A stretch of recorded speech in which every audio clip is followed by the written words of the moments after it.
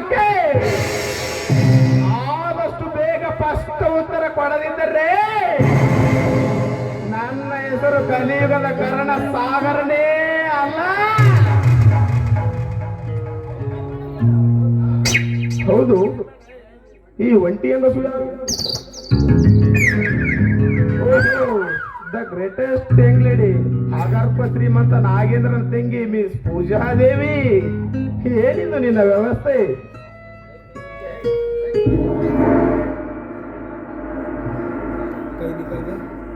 ಹೌದು, ಇದೇ ಒಳ್ಳೆಯ ಸಮಯ. ಈ ನೀಚ ಅಂದನಾಗಿ ಬಾಯಿ ಬಂದಾಗೆ ಮಾತಾಡಿದ್ದಾನೆ. ಹೇಗಾದ್ರೂ ಮಾಡಿ ನನ್ನ ಪ್ರೀತಿಯ ಬಲೆಯನ್ನು ಹಾಕೊಂಡು ನಾಯಿ ಹಾಗೆ ನನ್ನ ಹಿಂದೆ ಸುತ್ತಿ ಹಾಕಬೇಕು. ಅದೇ ರೀತಿ ಮಾಡಬೇಕು ನಾನು.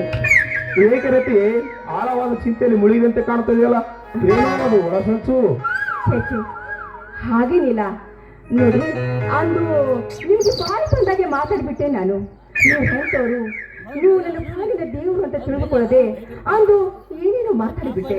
ಅಂದಿನ ಆ ತಪ್ಪಿಗಾಗಿ ಇವತ್ತು ಇಂಥ ಸಮಯದಲ್ಲಿ ಬಂದು ನನಗೆ ಮಾನವನ್ನು ಕಾಪಾಡಿದ್ರಲ್ಲ, ನಿಜವಾಗಿಯೂ ನಿಮ್ಮ ಹೃದಯ ಅದೆಷ್ಟು ವಿಶಾಲ.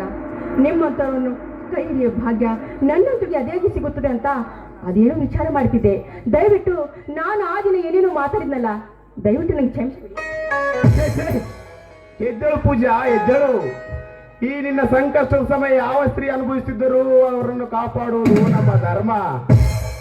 ನೀವಿನ್ನು ಕ್ಷೇಮವಾಗಿ ಮನೆಗೆ ತೆರಳಿ ನಾವಿನ್ನು ಹೊರಡುತ್ತೇವೆ. ನಿಲ್ಲಿ ಸಾಗರ್, ದಯವಿಟ್ಟು ನಿಂತ್ಕೊಳ್ಳಿ.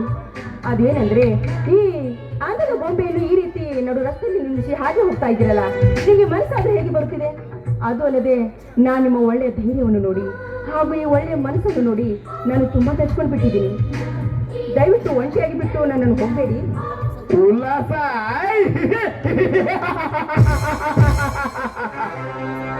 ಹಣದ ಜಂಬ ತುಂಬಿದ ಬೆಳಗಿಗೆ ಮನಸ್ಸು ಕೊಡುವ ಆತುರವೇ. ನೀನು ಆಡುವ ನಾಟಕಕ್ಕೆ ಅಭಿನಯಿಸುವ ಪಾತ್ರಧಾರಿ ನಾನಲ್ಲ ಮಿಸ್ ಪೂಜಾದೇವಿ. ನೋಡಿ, ಹಣದ ಆಸೆಯಲ್ಲಿ ನಾನು ಮುಳುಗಿ ಹೋಗಿದ್ದೆ. ಪ್ರೀತಿ ಪ್ರೇಮ ಏನು ಅಂತ ನಾನು ತಿಳ್ಕೊಳ್ಳಲಿಲ್ಲ. ಈಗ ಜೀವನ ಅಂದ್ರೆ ಏನು, ಪ್ರೀತಿ ಅಂದ್ರೆ ಏನು, ಪ್ರೇಮ ಅಂದ್ರೆ ಏನು ಅಂತ ಅದು ನಿಮ್ಮಿಂದ ನನಗೆ ಗೊತ್ತಾಗಿದ್ದು. ದಯವಿಟ್ಟು ನನ್ನನ್ನು ದೂರ ಮಾಡಬೇಡಿ. ನಿಮ್ಮ ಒಳ್ಳೆಯ ಮನಸ್ಸನ್ನು ನೋಡಿ ನಾನು ಮನಸ್ಸು ನಿಮ್ಮನ್ನು ಕೊಟ್ಟು ಬಿಟ್ಟಿದ್ದೇನೆ. I love you Sagar, I love you. Also